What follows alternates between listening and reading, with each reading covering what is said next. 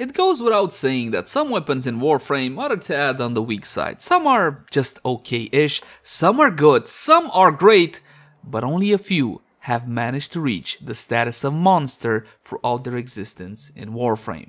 And today, my friends, we got a special treat. We're revisiting one such monster, the Ignis Wraith. Is it still a monster today? Well, that's gonna be for you to decide. As always, my name is Leyzar, and today we're going to be diving deeper into this primary weapon. As per usual, I'm going to have a couple of builds lined up. Something cheap, something affordable for more newer Tenno. But of course, we also got the endgame setup with Prime mods, Galvanized mods, Rivens, Arcanes, essentially the works. And if that's not good enough, then we're going to take it even further with Warframe buffs. That said though, please bear in mind that my builds and guides usually take a more new player friendly approach. I'm gonna be taking my time and explaining whatever I feel is necessary for newer Tenno. So in case you're a vet and you already know most of this stuff, you can either skip ahead or have a bit of patience. And with that out of the way, let's jump into the Ignis Wraith. Let's begin by checking out how the weapon handles without any mods equipped. And for that, just a couple of our glorious free shots. The Ignis Wraith is a true blue beam weapon and perhaps one of the most iconic weapons in Warframe. This one, by default, my friends, 27 meters worth of glorious range. Take a look at that.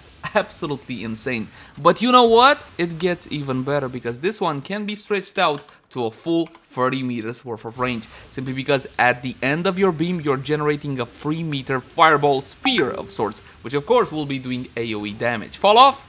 No fall off. Yes, my friends, no fall off, but it gets even better than that. Infinite body punch through. An infinite body punch through means it's gonna go through all the enemies with no issue whatsoever. Okay, fine, it doesn't go through surfaces. You're gonna have to mod punch through, actual punch through for that. But my friends, you can roast everybody essentially in the same area, and that's absolutely huge. Magazine, sky high, 200 by default. And this being a beam weapon, you're also going to be getting 2 damage ticks per ammo. Reload on the quick side as well. In terms of usability, it's hard to be better than the Ignis Wraith. This is just simply straight up amazing. Now let's have a closer look at stats to see exactly what we're dealing with. Mod capacity is 60 out of 60, and if your comes with only 30 out of 30, jump into actions, plug in that Auto King Catalyst, and double that mod capacity. Is it worth it? Of course it's worth it. It's one of the most powerful primary weapons in Warframe. Now, make no mistake, we're talking about AoE damage, area of effect potential, not necessarily single target damage. We're gonna talk more about that just a tad later. Now, I warn you guys about how much you should pay or not pay for this weapon. Listen, the blueprints for the Ignis Wraith initially were from some event that happened a long time ago, and some dojos can still make the blueprint today. The point is, you shouldn't really pay plat for this one. Nice Tenno offer Ignis Wraith blueprints for free to newer Tenno, and that's what I encourage everybody does. And some Tenno sell the blueprints for plat. I seen them go between 5 and 15 plat, something like that. Again, ask in the trade chat nicely for a blueprint. I'm sure somebody will help, hopefully, fingers crossed and all that, because you do need this weapon. Speaking about needing 9 forma, no, no. 4 forma is more than enough. I changed the meta build on the Ignis Wraith, like, I think this is the 3rd time I need to change it. This is why so many forma on mine. I legitimately needed them, but for the build I'm recommending you should get away with 3 to 4. You gotta unlock the arcane slot, man. You gotta do it. If you're gonna use a melee in tandem, go for dexterity. If not, my suggestion to you is go with primary merciless. You're gonna kill a whole lot of targets with procs, and Deadhead isn't gonna help you with that because you need to actually kill a target with a full-blown headshot in order to get the bonus from Deadhead. So in the case of the Ignis Wraith, it's between dexterity and merciless, and I would go with merciless unless of course you fancy melee as well. What else is there to say? Accuracy. Flamethrower. I mean, why do we even talk about accuracy on a flamethrower? Critical chance, 17%. Low. Critical multiplier, good. 2.5x. Fire rate of 8. A magazine of 200. Noise alarming, because flamethrower. Reload super quick at 1.7 seconds. And as you would expect of a very popular and powerful weapon, Riven disposition of nada. 1 out of 5. Status chance, sky high at 30%. Trigger held, so it's even easier to play with. And 35 damage by default. Now I know that the default damage might seem a bit low, but again, it's a held trigger, 2 damage ticks per ammo, and a fire rate of 8 by default. It's actually quite nice. Now, my friends, should you unlock or should you not unlock the weapon excellence slot? 100% yes. Before I was like, maybe, maybe not. You know, you go for fire rate, vigilante supplies. But recently, Digital Extremes actually listened to us for once and allow us to put range mods in the excellence slot. So on top of that 28, I got 12. I'm going to 40 plus the free from the sphere, the fireball sphere. Oh my god. Oh my god, 40 free meters worth of range. That's just stupid high. Allow me to demonstrate you how stupid high. Wait, is that is targets? Yes. What is this? This is not enough. 40. That high. That's just dumb high. I absolutely love it, my friends. And yes, you can put on some punch through as well for some shenanigans of some shenanigans. Now let's have a look at a standard build, shall we? Damage from France with Serration, multi-shot with split chamber, critical chance, critical damage with critical delay as well as vital sense. And there's a discussion to be had regarding critical delay. But for now, let's tank it. Of course, initially, I gotta showcase a Mumu setup. That is Hunter Munitions with the 260-60 vital mods on the weapon. Simply because, mathematically speaking, this is strong. If you really want to do higher level stuff, and I'm not talking about level 100, 150, something like that, I don't know, 300, 400, 500, something like that, then you gotta take into consideration Mumu, which is why I'm showcasing it as quickly as I can. For your option slot, you got so many options. This being a new player-oriented build, initially we're not going to be using our fancy mods. Prime Shred, Firestorm, Cryo Rounds, Galvanize this, Galvanize that. Initially we're going with cheapo, ordinary, average, everyday mods. In the option slot, you can go with Heavy Calibre. You can go with Vial Acceleration. 3 things, well, 1 thing. Yeah, 1 thing you need to know about these 3 mods. You see what I did there? I flipped it around. About Vial Acceleration, Critical Delay, and Heavy Caliber. If you're newer to Warframe and you're seeing these mods for the very first time, these are corrupted mods. They offer you something, but also take away a little bit of something. In the case of Heavy Caliber, for example, which is definitely a worthwhile option, take a look at all that damage. 165, the same as Serration, but it takes away 55% of your accuracy. You don't care! Why don't you care? It's a flamethrower. So it's 100% a fantastic option. I would still go with fire rate in this case, and I'll explain why that is. Now, fire rate, you can go with a number of different mods. For example, speed trigger. Straight off the bat, 60%, no problem. My favorite to this day, once again, another corrupted mod, Vial Acceleration. 90%, oopsie, but that's not acceleration. Vial Acceleration. 90% fire rate at the cost of 15% of your damage. And now let's talk about crit, the final corrupted mod I'm using now. You got critical delay. Minus fire rate on the Ignis Wraith is bad. It's just simple as that. Minus fire rate on the Ignis Wraith is bad. But if you're gonna run Mumu because you need the procs from Slash, okay, from Hunter Munitions, in combination with the vital procs, you need more of them, which is why we're amping up that critical chance a bit higher at the cost of fire rate. I'm not comfortable with this, and I would really go with critical delay only if I'm going Mumu. So do bear that one in mind. If you're not going Mumu, if you're going corrosive, Point Strike, the standard 150, will do the job just fine. And if you don't know how to farm Vial Acceleration, Critical Delay, or Heavy Caliber, or any other corrupted mod for that matter, look at the cards right now. This is an option slot. Plug into this one whatever you feel comfortable with. Now let's test out the weapon against Corrupted Heavy Goons level 120 initially, and then we're gonna be pumping it a little bit higher. We're gonna respawn the target, same as before. Now, I don't want to use my punch through initially, so I'm just gonna try to hit this target. Of course, I'm gonna hit the other targets as well. Take a look at that, 8 slashes, 10 vitals, absolutely annihilating that Corrupted Heavy Goon.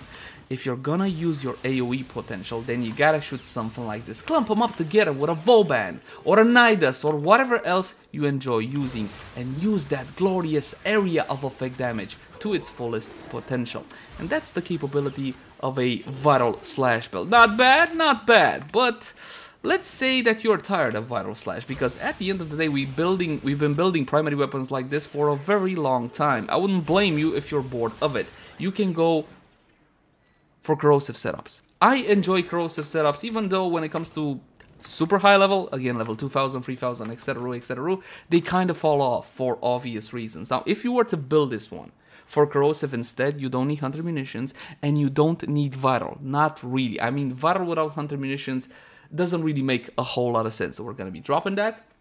We're going to be adding a whole lot more damage with heavy caliber. Again, you can even add more crit with something like Argon Scope, especially if you're going for hunter munitions, but heavy caliber is always a safe and somewhat cheap option. Okay, granted, it's cheap from the acquisition cost, but it's not exactly cheap when it comes to the endo sync. If you're newer in Warframe and you want to max out your heavy caliber or Serration, leave 2 from the top. Trust me, it's going to be good enough. In the final slot, a little bit of electricity. What you guys want more, crit or fire? Trust me, you gotta go for fire rate. And considering that I'm not running Mumu anymore and I'm not chasing after crit, I can get rid of critical delay and instead go with point strike. Again, going for something like minus fire rate on the Ignis Wraith is a big compromise, and if I cannot do it, I won't do it.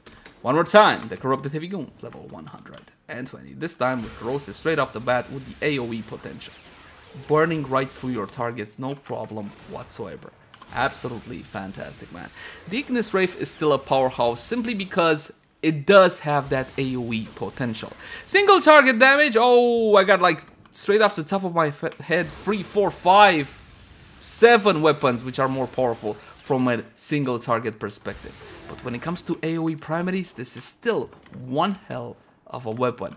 And here's the thing, that was just peanuts. That was peanuts performance. Let me show you what happens when you introduce prime mods, Rivens, Galvanized mods, and so on and so forth. But again, this is more of a cheap setup, and please excuse the voice again. I think I'm coming down with a bit of a cold.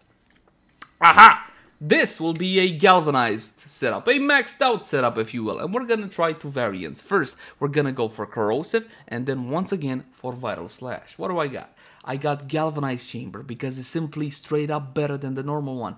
I got Galvanized Aptitude on the weapon, plus status chance and 40% damage per status type, affecting the target for 20 seconds, stacks up 2 times. Beautiful, beautiful. Now I only have 2 statuses that my weapon generates. Okay, I got heat and corrosive, but you can always use a primer. Yeah, you can use your secondary weapon to prime your targets or all sorts of statuses.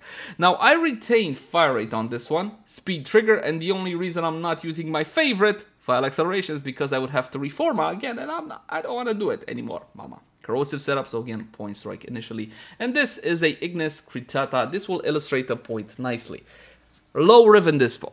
This is a double positive with a negative. And even so, I'm not getting that big stats, only 100% damage and 109% critical chance. Is it worth it? Yes, depending on your build, but again, I wouldn't really chase after Ignis Wraith Rivens right now, especially considering that you got plenty of other fantastic options for this slot. Now let's test out the weapon one more time. Corrupted Heavy Goons level 120, corrosive to corrosive, and then we're gonna be switching up to vital and slash. Now, when you're building the weapon like this, and you have your arcanes, I have my primary merciless, by the way, in the arcane slot, I forgot to point that out. You need a couple of kills in order to get it going. Already the performance is a whole lot better. Check it out. De-freaking leaded. What procs? What damage over time? Gone! Barbecued, my friends. One more time for fancy barbecue. You guys like barbecue? The guys in the States are really good at barbecue. One more time for barbecue. Did you see me reload? Did you see me reload? The magazine capacity is more than enough to completely annihilate whatever the hell stands before you, and not just in an easy fashion, but in a comfortable fashion, which is absolutely fantastic. Now, that's performance with a corrosive setup, straight up damage against ferrite armor. This should be said, that corrosive damage does really well against ferrite armor, which was the ideal case scenario in this case. Big, heavy duty targets, but with ferrite armor. Now, as before, I'm gonna switch to a vital setup. Cold instead of electricity, hunter munitions, and of course critical delay now, since I do want more crit to get more slash out of hunter munitions. One thing that I did forget to mention a bit earlier, I swapped out Serration. Serration is no longer on the build, simply because I got Galvanized Aptitude, I got Primary Merciless, I don't need Serration anymore. Even with only two status effects on the target plus Merciless, it's still enough for me to get rid of Serration, because at the end of the day, you do have your secondary about you have your melee, you're gonna be applying more status effects to your targets, especially if they're gonna be super high level. So Serration can definitely go in high end level builds. In low end level builds, having that front-loaded damage is a lot more important because you don't really need that much damage to take out your target, so you're looking for clear time, right? You're looking for fast, reliable, strong damage straight off the bat as soon as you pull the trigger. So up until level 150-ish, let's say 100, 150-ish, I would still go with front-loaded damage such as Serration. If you're going for higher level content than that, you want to face off against level 2000, 3000 and so on and so forth, definitely drop it and go for Galvanized Aptitude and so on and so forth. Hopefully that made sense. So we're going to be testing out the weapon one more time with the endgame setup, this time with the Viral and Hunter Munition setup. As before, we're going to have to get just a couple of kills in order for the build to be in full swing. Allow me to go for headshots like so. I need that damage without, see that? Without that front-loaded damage, it's getting a bit more difficult. But as soon as I get a couple of stacks, you can burn through targets like nobody's business. And I'm shooting until they die, but normally with a setup such as this, you can do something like hit a target at about 50%, that's it, 50%, and watch the damage destroy your targets. And that wasn't even Slash. Did you see what killed that target? It was Viral and Heat together. That's Slash. Beautiful, beautiful. One more time so you can see it in its full glory. We're going to be using the full effect of the AoE as well. Ramping up these builds with Primary Merciless, for example, and Galvanized Aptitude and everything and all whatnot is really, really nice. And Galvanized Chamber as well. But you do need to understand there is a ramp up time. And you gotta be mindful about your stacks. Is it more powerful? Of course it is more powerful, no duh. But it does have a couple of drawbacks that you need to be aware of. And I think that's pretty much it. Now, my friends, of course, we can take the build even further than this with Lady Mirage Prime and some fantastic Warframe buffs. Now, I would use Lord Harrow, but honestly, it's simply better to go with Lady Mirage. More damage and all whatnot. When it comes to Warframe buffs, as before, corrosive projection against heavily armored targets, but for your build, go for whatever you feel is necessary for the actual Warframe build. Perhaps you enjoy rejuvenation, physique, shield disruption, or loot detector for loot detecting reasons. Again, don't feel forced into this one. Oh! One last thing that I keep forget to mentioning. If the aura for you is really important to your build or to your setup, don't forget about Coaction Drift, okay? This one gives you 15% aura strength and 15% aura effectiveness, and it's an excellent slot, right? You can put it instead of Power Drift in my case. Now, head on over to the wiki, search up Coaction Drift, and they have this really nice table there that will explain to you what Coaction Drift actually gives you depending on the aura. So do bear that one in mind. Let's talk arcanes. These are a lot more impactful, a lot more important, obviously, for a weapon such as the Ignis Wraith with a good critical multiplier, but a low base critical chance, bonus additive after critical chance, such as Arcane Avenger, is simply a no-brainer. 45% added on top of what you already have. Absolutely fantastic. Now, it is undamaged. It is a 21% chance and it is for 12 seconds, so it's not exactly perfect, but all in all, considering this one applies its benefit to your primary, secondary, and melee at the exact same time. It's one of the most powerful offensive arcanes in Warframe. Now, your secondary arcane normally should be something like Energized, right, for your Warframe build, but let's say you want to take it further. You can go with Arcane Rage. More damage on top of damage, Laser. Yeah, of course, damage on top of damage. 15% chance for a 180% damage increase to primary weapons for 24 seconds. Now, here's what I like to do, however. How about a little bit of Arcane Acceleration, huh? On critical hit, 30% chance plus 90% fire rate to primary weapons for 9 seconds and usual Arcane Revive. It's an option, okay? I'm trying to mix it up a little bit and show you guys a couple of more options as well. This being a primary weapon, do not forget about the little Sentinel trick. Okay, if you're newer in Warframe, you're probably not gonna care all that much, but there is a Sentinel trick. Get any Sentinel you want. For example, let's say Carrier, because you want to put a whole lot of fire rate and you want to make sure you don't have any issues with ammo because of Carrier's ammo case. If you haven't used ammo case by now, you should. It's a fantastic mod and helps you out with ammo a whole lot. Now, more importantly, on this Sentinel's weapon, you gotta make sure you have all the 4 Vigilante mods: offense, supplies, fervor, and armaments. It will get you that 20% chance to enhance critical hits from primary weapons, and even if the little Sentinel goes kaput and never comes back to life, you will still retain that buff. Now let's fix the fashion. I gotta fix the fashion, man. It's bothering me eyes. It's bothering me eyes. I'm gonna spawn as high as I can. 160. I wish we could spawn higher level enemies here, 1000, 2000, and I wish we could also have a bit more control over the modifiers, right? So I can create like a steel path kind of scenario without having to go like an hour in steel path. Something like plus health, plus armor, something like that would be fantastic, dear DE, if you're listening. I'm pausing there so they can hit me and I can get my glorious, absolutely glorious buffs. Activate Mirage's Zen power and her free ability for an absolutely insane Eclipse buff. And one more time, for the best animation in Warframe, her ever so lovely cloak. Beautiful, beautiful. Now, of course, my friends, with Mirage, I'm just gonna clear house. My favorite magic trick of now you see him, now you don't. And I don't even know what that took 2 to 3 seconds. Take a look at that. Beautiful. Absolutely beautiful. I got my clones firing on everything. The damage is just insane because of Eclipse. You got crit. You got damage. You got procs. What more do you want? Now, it's true. The Ignis Wraith, once upon a time, was the king, period. It doesn't matter if you had a melee, if you had a range, if you the Ignis Wraith and the Amprax were the undisputed kings. Now they are disputed, especially when it comes to single target damage. But when it comes to AoE primaries, the Ignis Wraith is a weapon that you need to have in your arsenal. And that's pretty much it. As always, my name is Lazer. Thank you guys so much for watching. Like, favorite, share, and subscribe if you enjoy the content. And if you got any sorts of feedback for me, by all means, drop it in the comment section down below. Also in the comment section down below, if you guys want to suggest any particular type of content. Like, for example, I would like to see this weapon review or that weapon review. Now, granted, I can't exactly promise you that it's gonna be done by next time or even within a week, because sometimes these things, well, take a while to make. But what I can promise you, I will be reading for each and every comment. You can also catch me on Twitch, Facebook, Twitter, all the usual places. And if you enjoy the content and want to support it, check out our Patreon. Link in the cards right now. Until next time, my friends. Bye-bye.